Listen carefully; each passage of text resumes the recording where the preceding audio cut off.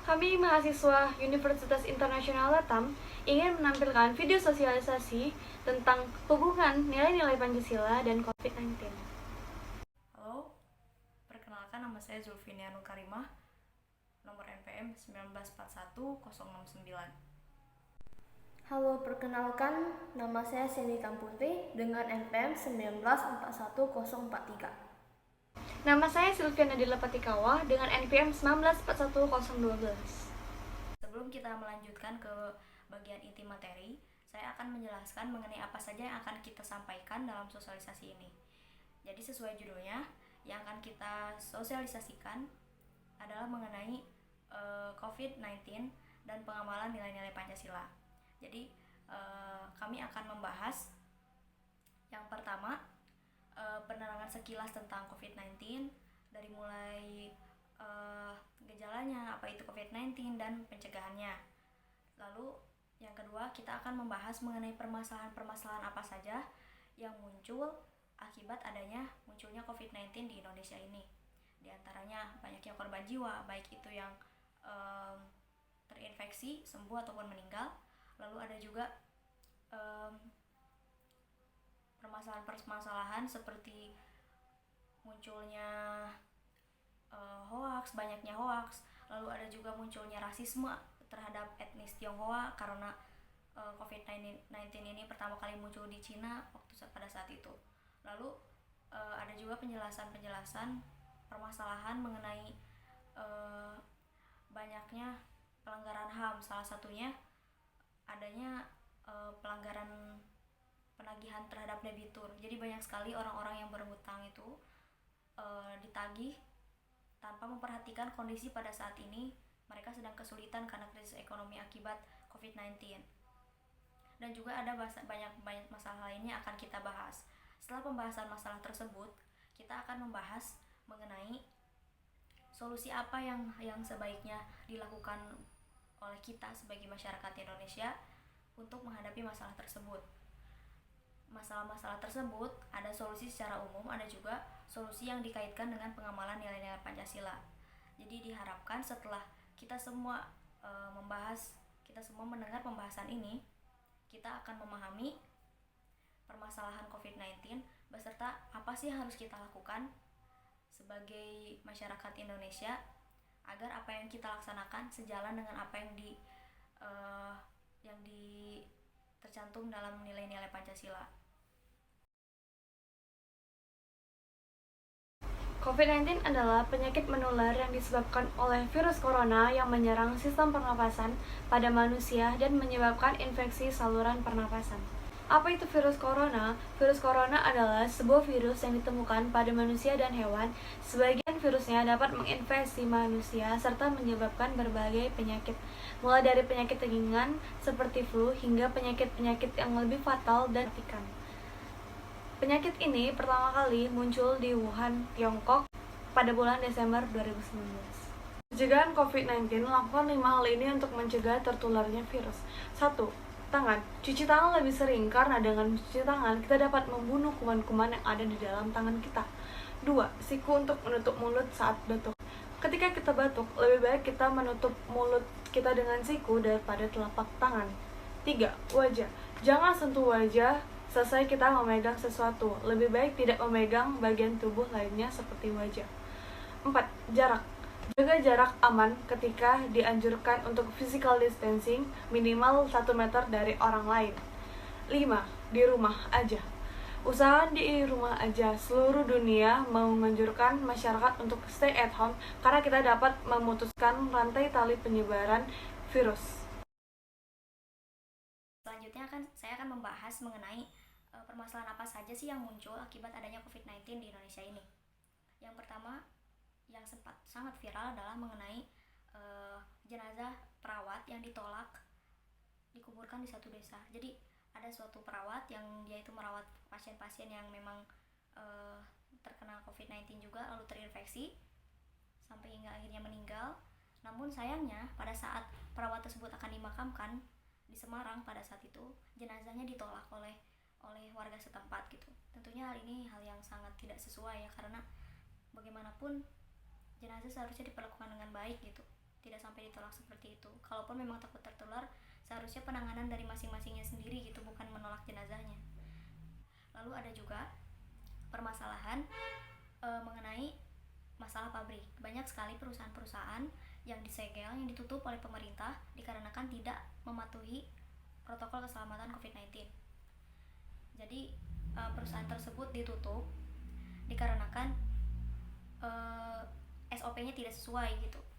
Ini mungkin kesalahannya dari sisi perusahaannya sendiri, karena seharusnya tetap melaksanakan sesuai protokol kalaupun operasionalnya mau dijalankan gitu. Namun karena melanggar, sampai ada sekitar 168 pabrik yang disegel oleh pemerintah karena melanggar. Karena hal ini sangat berbahaya ya jika kita tidak mematuhi. Bukan hanya pihak pabriknya sendiri yang merugi jika sudah seperti ini, tapi pekerja pun jadi merugi gitu. Dan secara tidak langsung, jika semua perusahaan membandel seperti itu, pengorbanan para perawat, para tim medis itu menjadi sia-sia, karena toh masyarakat di sana pun membandel gitu, tidak mematuhi protokol. Otomatis itu tidak menghargai tim medis yang ada, dan takutnya menambah jangka waktu masa pandemi di Indonesia karena korbannya makin bertambah.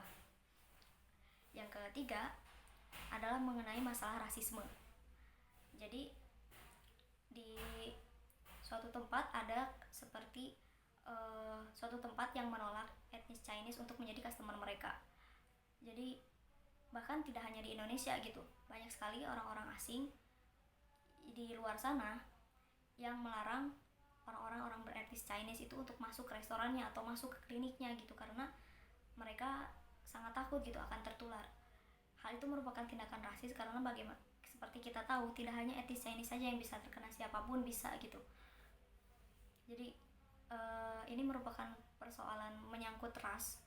Jadi ini sangat sensitif, dan jika dibiarkan akan menyebabkan perpecahan gitu. Ada masalah mengenai penyelundupan hand sanitizer dan masker. Tentunya hal ini sangat-sangat tidak sangat-sangat memanfaatkan situasi gitu. Ini hal yang sangat buruk gitu untuk dilakukan.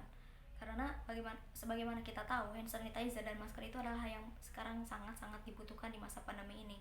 Namun masih ada segelintir orang yang menyelundupkan barang tersebut lalu untuk kepentingan ekonominya sendiri gitu, untuk menguntungkan dirinya sendiri di masa-masa seperti ini gitu. Itu semua tindakan yang sangat tidak pantas gitu. Bahkan maka dari itu sampai ada yang terjerat dan tertangkap oleh polisi gitu. Lalu selanjutnya adalah masalah hoax. Jadi banyak sekali yang ditangkap oleh Kominfo mengenai ratusan informasi hoax selama COVID-19 berlangsung. Jadi hoax ini banyak sekali meresahkan masyarakat ataupun bisa menimbulkan perpecahan antar agama, karena banyak sekali isu COVID-19 entah itu dikaitkan dengan ras, entah itu dikaitkan dengan masalah agama ataupun dengan masalah yang lain, yang itu dapat memicu perpecahan antara orang-orang di Indonesia gitu. Maka dari itu hal itu harus dibasmi, hingga akhirnya Kominfo pun menangkap banyak ratusan kasus tersebut yang ada di Indonesia. Solusi dan pengamalan nilai-nilai Pancasila. Untuk solusi kita bisa lakukan beberapa yang berikut ini. Yang pertama yaitu mematuhi protokol keselamatan selama pandemi. Kita dapat melakukan ini dengan memakai masker setiap kali kita keluar dari rumah. Dan yang kedua itu memperlakukan sanksi yang tegas kepada siapapun yang melanggar protokol keselamatan. Tanpa adanya penegakan aturan yang tegas dari pemerintah, warga akan merasa tidak takut untuk melanggar karena merasa tidak ada konsekuensi yang bermakna. Dan yang ketiga itu membuat kebijakan win-win solution antara buruh, pengusaha, dan negara untuk menjaga kestabilan ekonomi.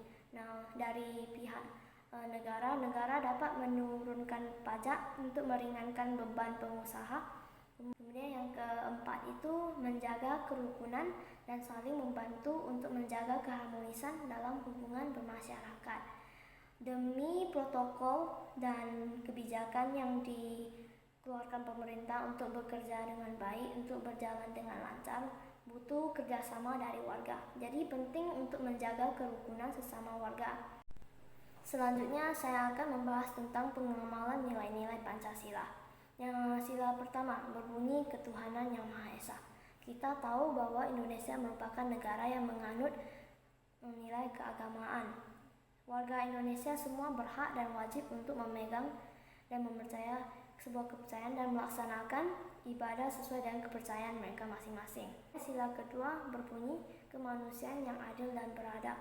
Sebagai bangsa Indonesia, kita harus menghormati sesama dan menghargai sesama.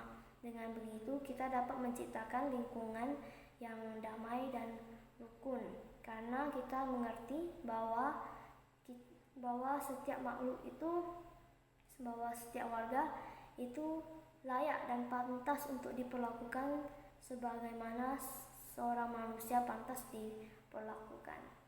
Dengan sila kedua ini, kita dapat mengatasi masalah jenazah yang ditolak untuk dikuburkan.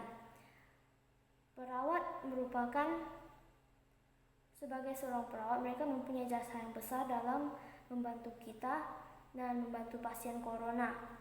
Yang ketiga itu Persatuan Indonesia. Persatuan Indonesia, kita tahu bahwa Indonesia terdiri atas ribuan dan ratusan suku dan agama yang berbeda-beda. Jadi untuk mempertahankan bangsa dan negara, kita perlu kesatuan bangsa. Indonesia ada menganut satu semboyan yang namanya Bhinneka Tunggal Ika, yang berarti walaupun berbeda-beda tetapi tetap satu. Nah, dengan mengerti sila ketiga, kita dapat menghindari permasalahan yang lainnya, yaitu rasisme. Karena kita mengerti semua orang itu sama, kita tidak boleh membeda-bedakan mereka. Nah, keempat, selalu mementingkan musyawarah dan kesepakatan bersama sebelum mengambil sebuah keputusan. Berarti keputusan yang diambil itu emang untuk kepentingan bersama, bukan untuk kepentingan pribadi atau kepentingan segolongan kelompok. Dengan memahami ini, kita mengerti bahwa aksi yang diambil pemerintah seperti social distancing dan PSBB itu demi kepentingan semua supaya virus ini tidak tersebar. Dan yang kelima itu keadilan sosial bagi seluruh rakyat Indonesia. Nah, semua warga negara Indonesia itu memiliki hak dan kewajiban yang sama, tidak memandang suku, agama, ras, ataupun etnis dan sebagaimananya. Semua warga harus ditangani dengan adil oleh pemerintah. Sanksi dan peraturan yang dikeluarkan pemerintah itu berlaku kepada semua orang. Tidak ada yang lebih istimewa daripada yang lain.